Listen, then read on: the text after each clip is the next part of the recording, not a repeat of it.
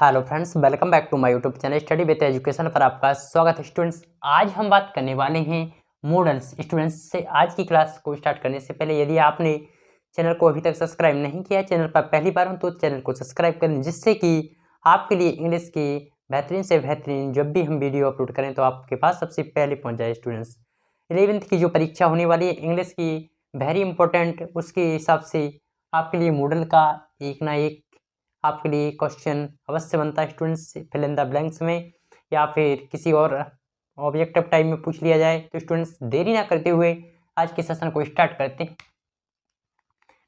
दिया गया है मॉडल्स। मॉडल्स के अंतर्गत क्या क्या आते हैं, इनके रूल्स जानेंगे। इसके बाद अकॉर्डिंग आपके लिए एक्सरसाइज करवाई जाएगी। स्टूडेंट्स, मॉडल को हम डिफेक्टिव वर्ब्स भी कहते हैं, तो मॉडल को और क्या कह सकते हैं, डिफेक्टिव वर्ब्स भी कहते हैं, क्योंकि इनका प्रयोग सब अवस्थाओं, मूड्स और कालों का मीन्स क्या होता है, टेंसेस में नहीं किया जा सकता। तो स्टूडेंट्स, यहाँ पे क्या बात की है रही कि मॉडल्स का यूज कहाँ पर किया जाता है और कहाँ पर नहीं किया जाता है। इसकी चलिए जान लेते हैं कि किन किन में किया जाता है, कौन कौन से मॉडल होते हैं, किस टाइप से आपको एग्जाम हॉल में आपको करना है और कौन कौन से मॉडल्स के अंतर्गत आते हैं। तो स्टूडेंट्स, डिफेक्टिव वर्ब्स की बात की जाए, डिफेक्टिव वर्ब्स किसे कहा जाता है, तो मॉडल को कहा जाता है। तो स्टूडेंट्स, मॉडल को क्या कहा जाता है, अननाउन डिफेक्टिव वर्ब्स है और इनको मूर्त अवस्थाओं और कालों में विभक्त नहीं किया जा सकता। इसको ना तो मूर्त अवस्थाओं में व्यक्त किया जा सकता और ना ही टेंसेस यानी कालों में। अब मॉडल निम्नलिखित हैं।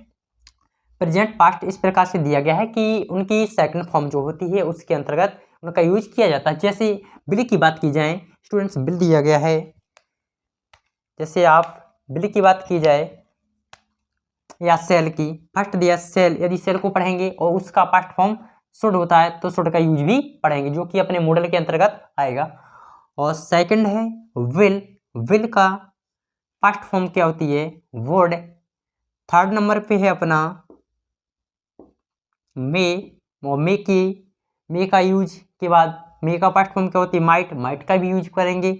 और फोर्थ नंबर पे दिया गया है कैन की जो पास्ट फॉर्म होती है कुड, संभावना व्यक्त करने के लिए कैन का यूज किया जाता है। मे परमिशन आदि के लिए किया जाता है। और विल सेल फ्यूचर सेंटेंसों में किया जाता है। शुड का अधिकतर प्रयोग बी यू के साथ किया जाता है। स्टूडेंट्स, सेल की बात की जाए तो वैसे यदि टेंसों में देखा जाए तो इसमें आ जाता है, यहाँ पे बात कर रहा है कि टेंसों में नहीं किया जा सकता था, इसका उसमें नहीं करना है, कालों में और मूड्स में। तो यहाँ पे इस बात का आपको ध्यान रखना है।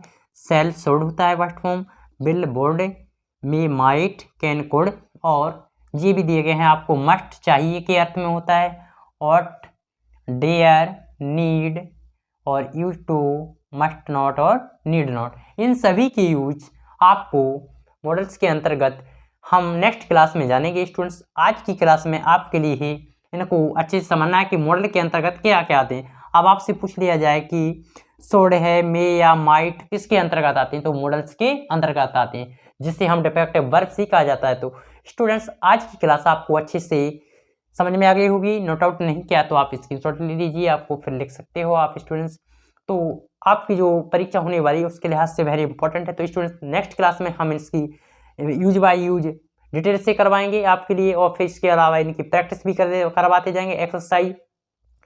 Thanks for watching this class. Students, यदि आपने हमारे स्टडी विद एजुकेशन चैनल को सब्सक्राइब नहीं किया, सब्सक्राइब कर लिए, ताकि इसी प्रकार से आपके लिए बेहतरीन से बेहतरीन कंटेंट देते रहें। जय हिंद, जय भारत, वंदे मातरम।